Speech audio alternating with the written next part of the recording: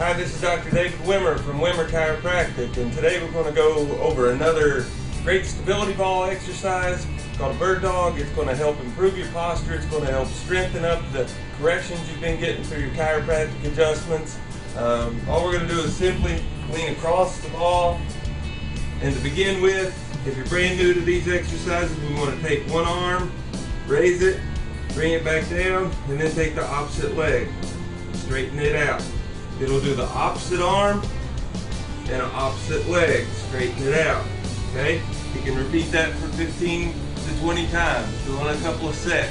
As we get more advanced, we want to do both motions together. So we get up on the ball, we're going to raise right arm, left leg, bring it back down slowly, right arm, left leg. Feel like somebody's pulling you from each end to make you longer, and we're getting extension all through the spine to help improve that posture for you. Again, 15 to 20 reps of that, a couple of sets. It's a great exercise. We'll talk to you next time.